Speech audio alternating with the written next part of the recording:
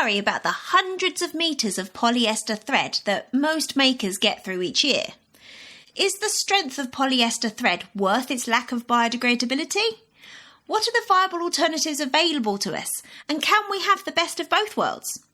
My guest today is Richard from James Tailoring, which is a haberdashery business with the goal of bringing us more ethical and sustainable options. Today we get into how he got into the more sustainable haberdashery game, and we discuss the best choices of thread for your projects.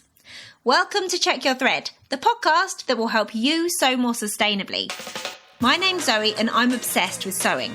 I've been blogging about it for over 15 years and I'm the creator and host of the popular handmade wardrobe challenge Me Made Made. But, like many people, I've become increasingly concerned about the climate crisis and the way that my lifestyle contributes to it. So in this podcast, I'll be nerding out about making clothes whilst exploring how to minimise the negative impact that it may have. I really hope you'll join me on this journey. Are you doing okay today? I'm super wiped out at the moment, but thankfully it's the half-term holidays here, so we've got a week of slightly more relaxed mornings. Last week, my kids attended their school's Halloween disco, which, as I mentioned in last week's episode, is about the extent of my involvement in Halloween these days. Costumes were made and cobbled together, they looked awesome and were happy, and they had a great time. But of course, for everyone else, there's still a week or more of Halloween action.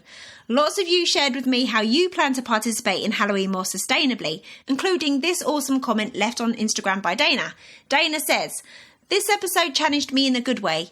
We love Halloween, but I always feel deeply icky about all the cheap junk that comes along with it. We instituted a rule this year. All costumes need to be made out of pieces that can be worn for the rest of the year. It's one small step, but it makes things more fun, and it also helps us carry the memories. Wasn't it fun when this apron was part of my costume? Beyond one day." Thanks so much for that, Dana. That is such a great strategy, and one shared by another listener, Maker Baker Girl, on Instagram. They commented, "I'll be posting it when I'm finished, but this year my 8-year-old wants to be Keith Flint from The Prodigy. So I got a jumper off Vinted for $5 that I've altered to fit him. He loves it, so it'll be in his regular winter jumper rotation beyond Halloween. The rest of his costume will be a creative use of cosmetics." I love that. It totally echoes one of the points that I made in last week's episode. Try picking the most important feature to convey a character or a person. Make that the most prominent part of your outfit. And if necessary, add some makeup to do the rest of the conveying. And I honestly think that there's so much more enjoyment in cobbling something together out of what you already have or secondhand finds, rather than buying a head-to-toe mass-produced outfit. Anyways, this transitions to my sustainability wins this week. So I took some of my own advice from last week's episode about approaching Halloween more sustainably.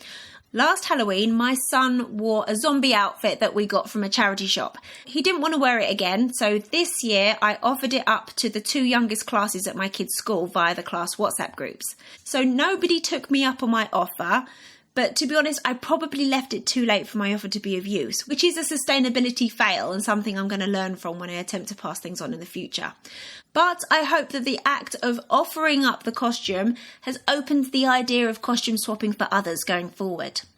For my daughter's costume this year, she wanted to be like a generic kind of vampire, but had a very specific idea of how she wanted to look. We were able to find a jersey like Victoriana style dress in a charity shop. The dress was an adult's one, so the sleeves and the hem were a bit too long.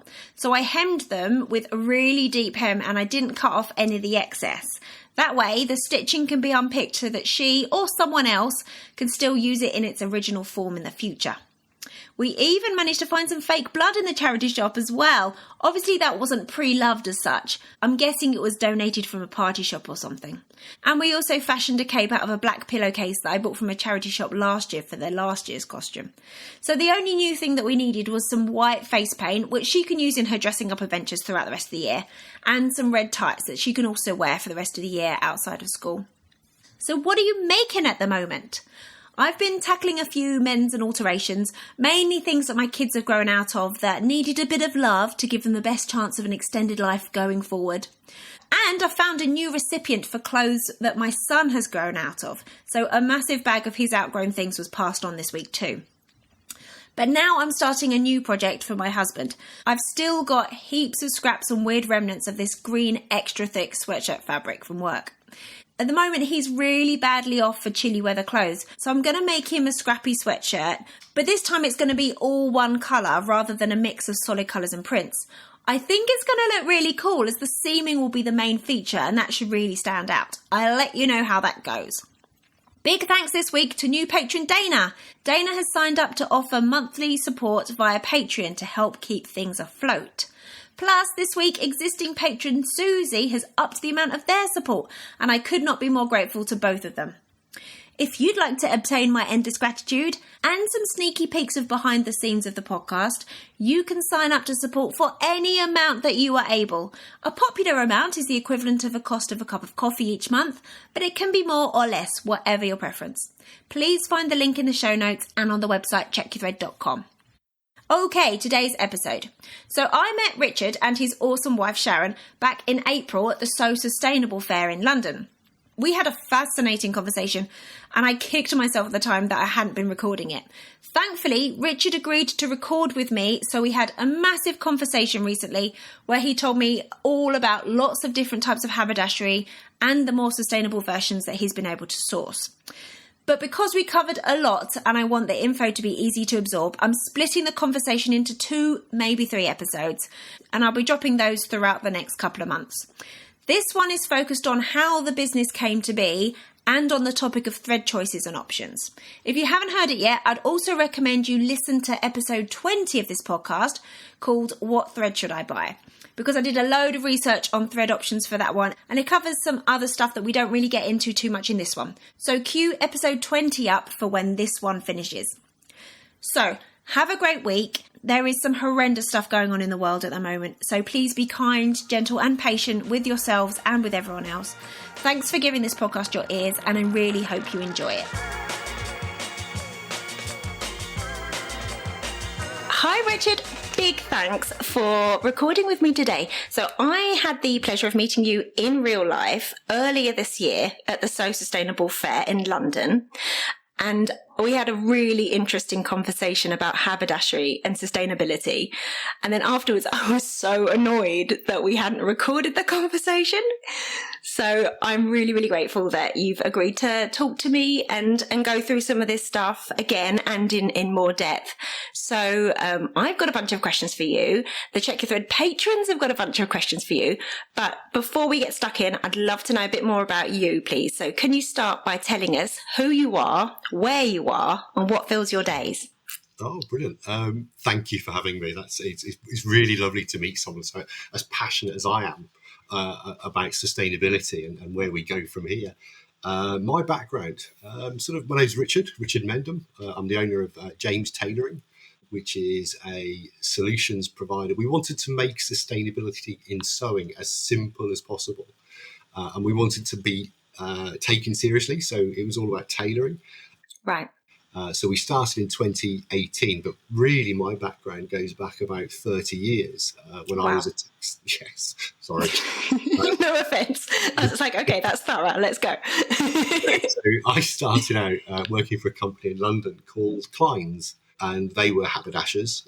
They sold everything from zips, shoulder pads, threads, and they sold them to high-end designers like Alexander McQueen. But the main of our business was what we would call now fast fashion. Right. Quick was that turnaround. based in Soho? It was, yeah. Klein's of Soho. That was their showroom. So we had warehouses. We had 2 warehouses. The biggest thing I started selling when I first moved to London, like a lot of people do still, was shoulder pads. Right. And everything had shoulder pads in the late 80s. And early 90s, even T-shirts. Is that how you met your wife? Can I just go on a tangent? It is. Sharon was a pattern cutter for an M&S supplier, and I would see her on a weekly basis, sometimes a fortnight, and I would turn up with my bag of either shoulder pads or whatever it was they were looking for. Lace collars were big back in the sort of early 90s. Lots of ladies' shirts had lace collars, so you'd get a phone call and they would say, Richard, can you come and see us and bring your lace collars?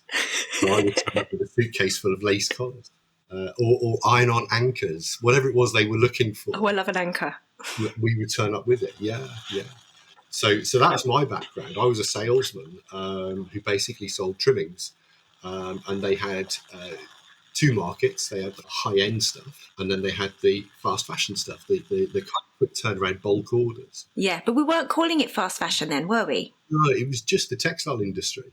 And Soho was like a hub of all of these design rooms, from high fashion to, fit for hanger fashion. Yeah. It was a term that was coined by Tesco's. Oh, right. It didn't need to fit people, it needed to fit the hanger.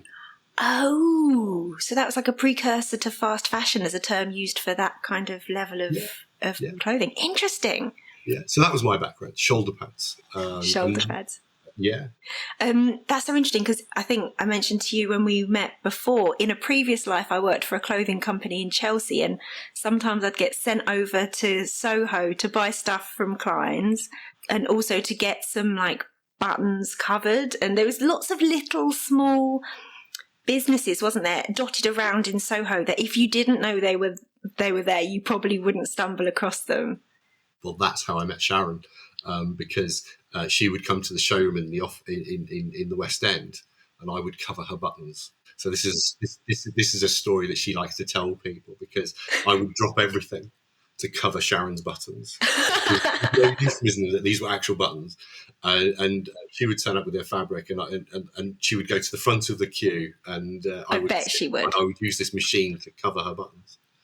I remember that. Yeah, we used to go to one. It was called DM Buttons and Buttonholes. Do you remember that? Yeah, they were in Soho as well, weren't they? Off of Berwick Street, I think, very near Berwick Street. Yeah, the whole area used to be like that, didn't it? With loads of little workshops and showrooms and things. Yeah, and they used to do eyelets, I think, because it's big theatre area as well, isn't it? So I think there was a lot of costuming for the theatre done there as well. Yeah. So that was my early career, but I could also see that there was a decline in the industry. So a lot of those little workshops, those little studios, were being offshored. Right. Sharon, when she worked for one of the M&S companies, used to tell me that the factories were getting further and further away. So the London factories weren't as competitive enough, or Bulgaria was cheaper. So Romania and Bulgaria, when the fall of communism, all of these new countries started opening up. So it went as far as Turkey, and then eventually you get to China and all of those sort of areas around there. So the business I was in, selling shoulder pads, obviously that was a fad that by the mid-90s had gone, but they've moved on to sort of big chunky zips and things. There was a different trend. Basically, we were always chasing trends. So the factories, so everything was being offshore, and there was a decline. And I'd always been interested in history. So I did a degree in history, then I did a master's degree in history. That went alongside the decline in the industry. So I decided to become a history teacher. So for the next sort of like 15, 20 years, I was a history teacher. But Sharon was still a pattern cutter, and she was still doing her thing. And I was helping, obviously, at shows, and I was helping lifting things. She has a brand called Maven Patterns. She does. She's my technical expert. Whenever I sort of investigate a new product, she's my go-to person to say, is this any good? Will this work? So she can test it out and give you feedback. Absolutely. Brilliant. Yeah, absolutely. And so she was doing her patterns. I was in the background. People kept asking her where she got her bits and bobs from. And of course, I was in the background thinking, well, I know where that comes from, and I know where that comes from, and I could get that better. And then it started out with a handful of buttons. I got friendly with the manufacturers in Bolton, who were basically the last English manufacturer of buttons. Oh. I know, it's incredible. And Andrea, who runs it, she's lovely, basically said that she agreed with me. If you're going to do buttons, let's make them from sustainable materials. Let's do what they were originally doing in the 1930s and 40s. So we're going to get into buttons, but briefly, like what materials were you considering at that point? At that time, it was just the Carozzo, the nut from Ecuador. And it was just a few buttons. As Sharon's business grew, so my interest in teaching sort of like lessened. It wasn't gone. I still like teaching. I still like kids. I still like doing all those things. But it just became less important. So it became sort of like, well, I'll do this, and I'll just sell a few buttons on eBay. And literally, that's how James Tailoring was born. But it then grew into a lot of buttons.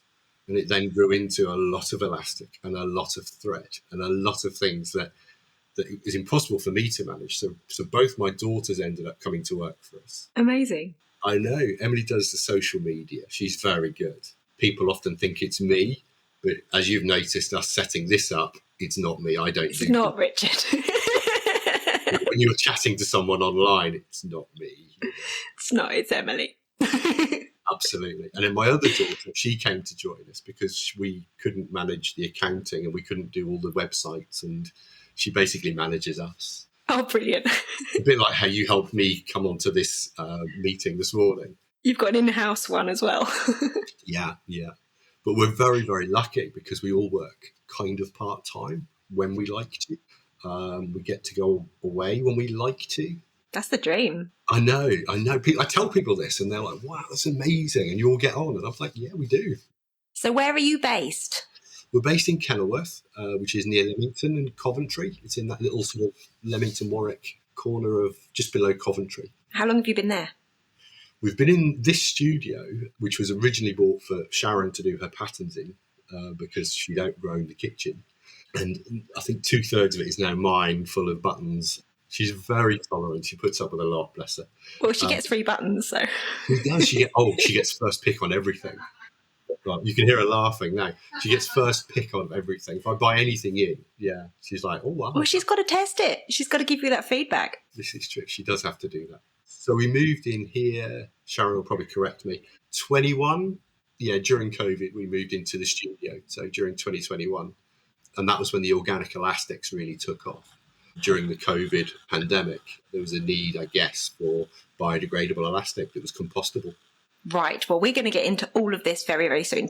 I'd like to know a couple more things first about your business. So You started on eBay. You started selling buttons on eBay. Yes. Wow. So that's quite a change now. You've got this full, beautiful online shop. So things have changed quite a lot. So I guess are your goals kind of similar and it's just expanded, or has your focus shifted as things have changed? Yeah, it was a phenomenal growth to begin with because I think everything was shiny and new at the time. And every time we introduced a new product, had its own kind of momentum. The new product would lead to other products, which lead to other products. So it kind of grew and grew. But we're actually not comfortable owning a huge business, and we're not comfortable trying to, all of these products that I sell are basically produced for us when we place an order. Anybody could do this. I don't really want the business to get too big. I'm quite happy working the way I work, and it fits in with me wanting to spend time with my grandson. It fits in with me if I want to go for a walk or spend the afternoon in the pub or just read a book. And so I don't know if I should apologise for that. Don't you dare apologise for that. Yes. I love that. Why do we have to expand things beyond we can even then sustain? That is not a sustainable thing. Then you have to start getting staff, and you have to start worrying about the staff, worrying if you can pay their wages and getting bigger space and blah, blah, blah. And yeah. Exactly. Yeah. So we're quite happy with the way it is at the moment. And we have a kind of a sort of 5 to 10 year plan where we're kind of thinking this is working for us now, but there could be an adventure somewhere else at some point. And there's still a few tricks in us. We don't know where life's going to take us, but we'll enjoy it while we're doing it. Brilliant. So who generally is your customer? Who are buying the things from you?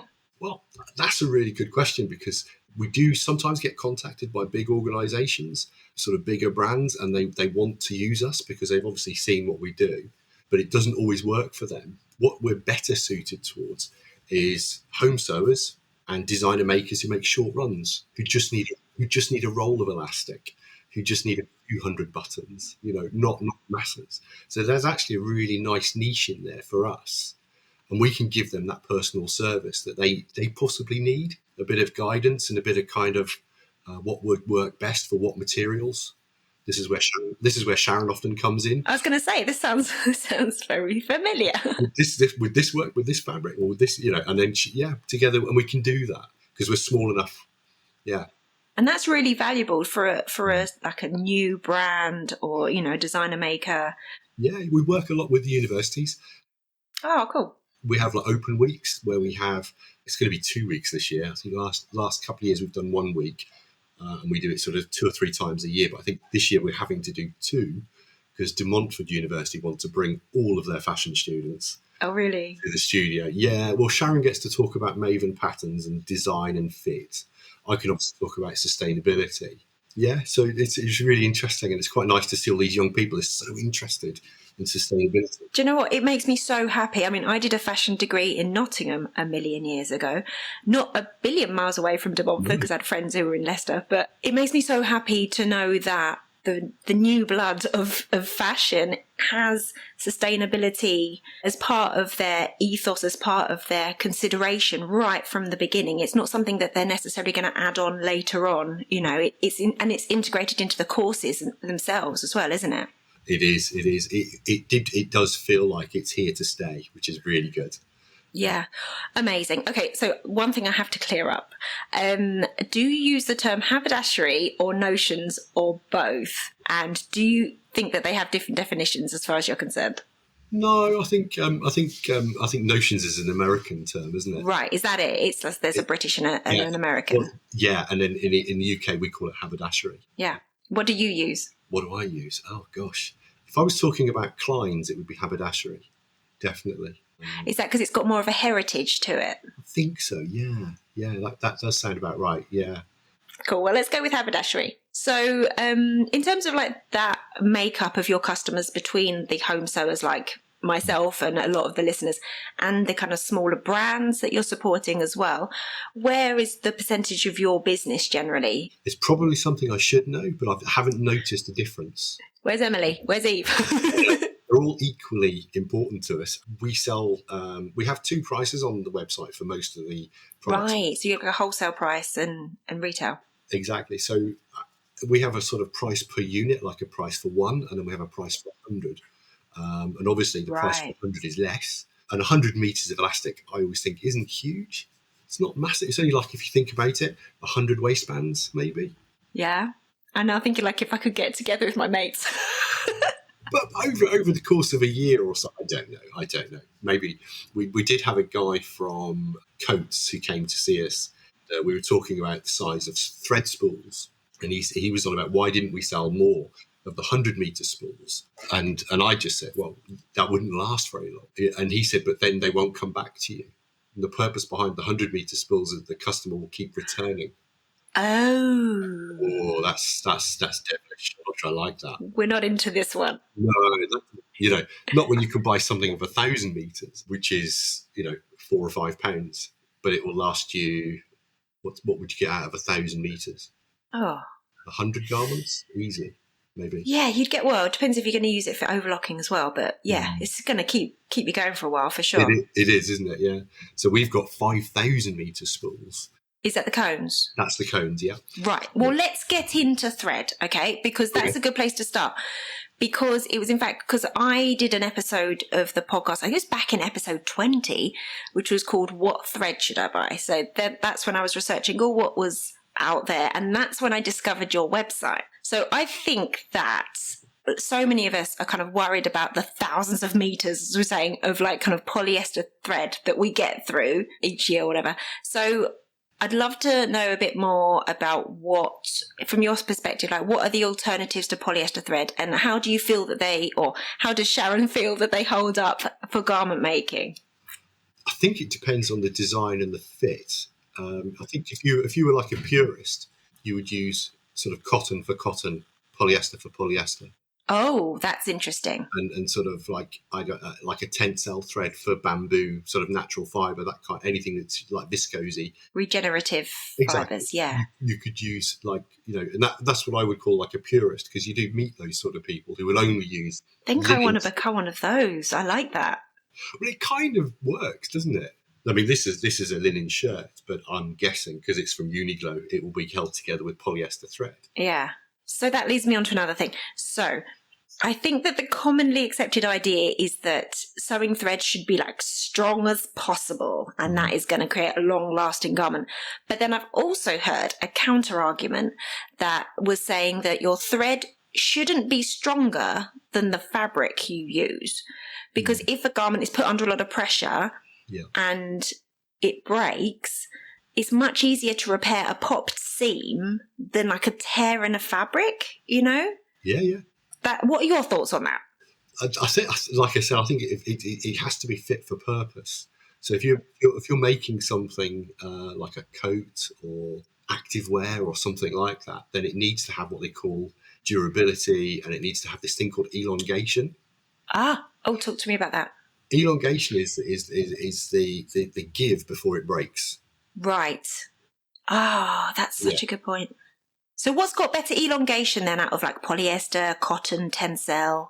Polyester every time. Right. Oh, okay. It's got a bit more give. Lots more, probably about a third. It's about 30%. It's got about 30% give. It will actually give quite a lot before it breaks. Whereas I think cotton is as low as 5%. Oh. And tencel possibly 11 to 15. So that gives you an idea of the scale of give. Yeah. That's so interesting because that's not something that I thought about when I was researching that episode. So if you were making like activewear, you would not make it using cotton thread. No. You would not make it using sort of the tencel thread, the cellulose thread, because it just wouldn't work on the stress points, and it'll just tear. Whereas the strong thread, polyester, will hold together. About purpose and durability, I always think. Sure. If you were making something like a floaty dress, you wouldn't necessarily need all those stress points, would you? To be reinforced. You could get away with something a bit lighter and a bit less elongation needed, less give. Okay, so this is making me feel that tencel thread is a good kind of compromise. That's how I'm feeling. Because when we met, I don't know if you remember this, but you very kindly gave me a cone of tencel thread to try. Brilliant. How did you get on? I really enjoy it. So I've got my samples here that you very kindly sent me. It comes in 2 thicknesses of sewing thread and a top stitch thread. Is that right? That's right. Yeah. So I think that the one that you kindly gave me was the thicker of the sew-all. Yes. So I've been using that for slightly more, thicker fabrics, and I've been really enjoying it. I've been using it both as in my machine and in my overlock as well to give it a good thorough test. But yeah, I really like it, and I would definitely, when I run out of polyester cones, I'm definitely going to invest because it is more expensive, let's be honest. It is. But I love that I don't have to cut because sometimes when I make a garment out of like linen or cotton or, an household item or whatever, when it's completely dead, I might try and compost it. But then I end up having to cut away all the overlocking and all the seams. I love the idea that I could just pop the whole thing in the compost bin, Yeah, you wouldn't have to do that with this. The tencel will break down. The wood cellulose will break down with the fabric. We've done that with our elastic, and we've seen it work. We haven't done it with the tencel. The assumption is there that it will because it's 100% cellulose. But yeah, maybe you and I can do a test at the same time. Okay, I will. I'll take that mantle on. I'll have to probably get back to you in like a year or something. Well, I guess it would take about 6 months. Well, I've got to make the thing, use the thing to death, and then bury it. I might just bury a bit of thread. Do that. Okay, I love this. So what is a bit annoying is that it comes on a plastic cone, isn't it? Yes. So a bit frustrating for those of us who are trying to avoid purchasing plastic, but it still comes on a plastic cone as the polyester thread does. So when it comes to like the reels and the cones that come on the plastic ones or even the wooden ones, have you heard of any like take back or reuse schemes in place for dealing with those? Is that something that manufacturers aren't there yet with? I think when I spoke to Craftfil, who make the tencel thread, who supply on the recycled plastic cones, they said yes. Oh, they are recycled plastic? Oh, it's recycled plastic. Oh, that's good to know. Okay. And they'd be happy to take them back, but it's not something that would be practical in the sense that they're in Portugal. Right. So the conversation I had with Vitor was we talked about recycling it as in it's a hard plastic. So it could be taken to your local recycling centre and turned back into hard plastic. Okay, that's good to know. So on the one hand, he was willing to take it back, but we kind of thought that might be a bit difficult because although they're quite light, it would be a big parcel and it would have to go all the way back to Portugal. So we kind of talked around the subject that he would offer it to Portuguese factories and they could start doing it there. And I hope they do. It's a start. Oh, gosh, yeah. Yeah. But I think you stimulated me to ask him. So we've started a conversation because of the question you've asked me. So, Which came from my patrons, which is brilliant. So when it comes to the threads that you've got on the wooden reels, so patron Elaine is concerned about the sustainability of the wood source and would like to know how easy it is to make sure that the wooden products are from sustainable forests. So I guess we're talking about the scan fill, aren't we? Yeah, all of their wood is FSC, so it's all sustainably sourced wood. Right, so they have that, and they would only get that mark if they'd proven it. Yeah, absolutely, and they will take the spools and the cones back.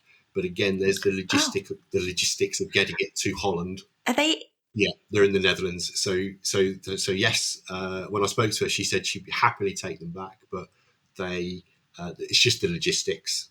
Yeah, and they're quite heavy to post as well, aren't they?